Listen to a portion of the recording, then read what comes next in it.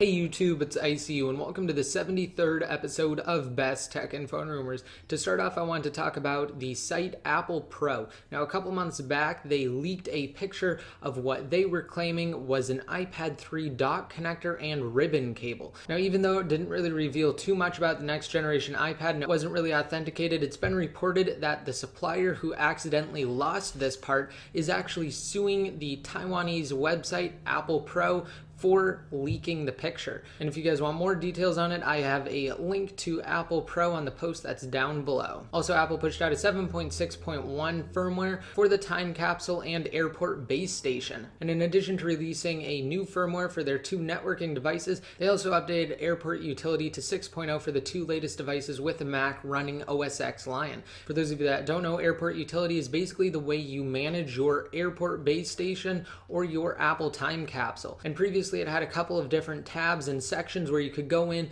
and you could look at your device and actually make some changes. Well, now it has a fully redesigned interface and it's more iOS-esque than ever. And it would appear that Apple is starting to make that transition to a more sleek and clean look for basically everything that they offer. And with the update to airport utility on the 30th, their networking devices are no exception. Now, I'm sure most of you have heard Apple reported shockingly high sales numbers for their first fiscal quarter of 2012. And the first quarter of 2012 for them wasn't only the best quarter in Apple's history, but it was also the most profitable quarter ever reported by a technology company and the second most profitable quarter ever reported by a US-based firm. It's also widely known that Apple is worth over $400 billion and that they have $97.7 billion in cash reserves. Now, even though we hear this number, it's kind of hard to actually visualize it. That's why MBA Online put together a really nice infographic that helps comprehend how much Apple is actually worth and how much cash they really have. So I highly recommend checking it out if you're at all interested. Also, the other day, BGR reported that one of their sources is in possession of a next generation iPad, presumably an iPad 3 prototype. And according to the debug report, the prototype is equipped with a quad-core A6 processor. And it also revealed that if accurate, it will come in two different models,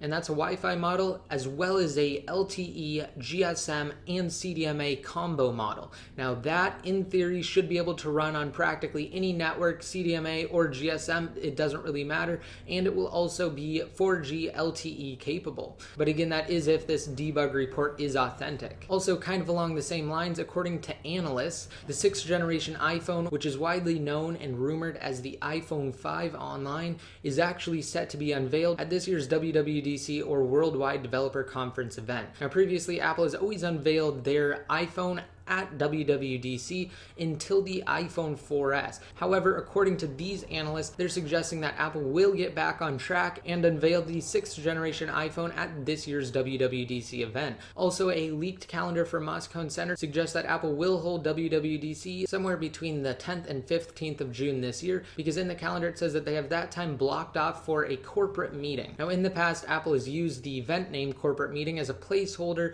for WWDC. So if these reports are accurate at all, we could see Apple's next generation iPhone released in time for summer. Also, according to Patently Apple, the US Patent and Trademark Office published a patent filed by Apple that details a touchscreen desktop with new virtual controls. And essentially, Apple's touchscreen desktop patent focuses on the addition of new hybrid knob and slider controls to replace or add on to existing graphical elements that are widely used among all non-touchscreen operating systems. So basically what that means is Apple filed a patent for new virtual controls to actually work on a computer operating system instead of a mobile operating system like iOS. So they're simply changes and add-ons to the operating systems that you see every day on typical computers. So even though Apple did file this patent, there's no guarantee that we will see a touchscreen Mac from them anytime in the future, and that's simply because they love collecting patents and they like having an arsenal of patents at their disposal. Also, green jobs are more abundant than ever before. It's been reported that they actually pay more and the annual salary is more than typical jobs, and surprisingly, 7 out of the 10 top eco-friendly and environmentally conscious companies are actually centered around technology and providing technology products. So I thought that the infographic that was put together highlighting green jobs was extremely interesting, and I'll have a link to that down below in the more info if you guys want to check it out. And finally, I made 2 videos since the last episode of Best Tech and Phone Rumors, and the first one was how to free up RAM on the iPhone 4S, iPhone 4, iPhone 3GS,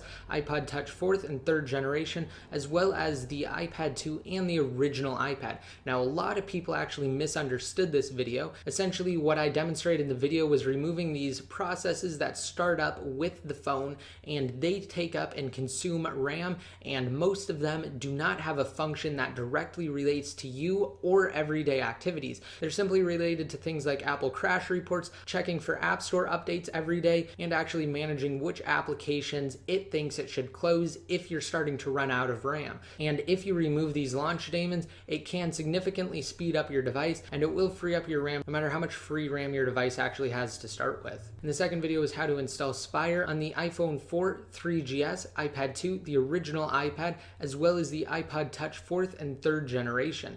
Now, Spire is a Siri port that requires you to go through a server that's filled with iPhone 4S keys to actually make your requests. And in the video, I did give you guys a server that I highly recommended. Now, that was a paid server, and I'm just going to say this again because there seemed to be a lot of confusion in the comments on that video. All the good servers are paid because they have an extra layer of security. If they didn't have that security, basically the server admin or somebody that hacks into the server would be able to see all of your information. So things like your contacts, your mail, your phone numbers, everything would be visible that you actually use Siri for. But with paid servers, they add that extra layer of security, and the admins of the servers can't even see what you're dictating depending on how secure that server actually is. So again, if you guys do install Spire, I highly recommend going with a paid server. But of course, that option is entirely up to you. So that's it for this video. I hope you guys liked it. Please remember to rate it up if you did, and hit that subscribe button to be notified every time I release a new video. Also, don't forget I will have links to everything I talked about in today's episode down below in the more info. And if you guys want to be updated more often, just be sure to follow me on Twitter, like me on Facebook, and add me to one of your circles inside Google+. And until next time, this is ICU signing out.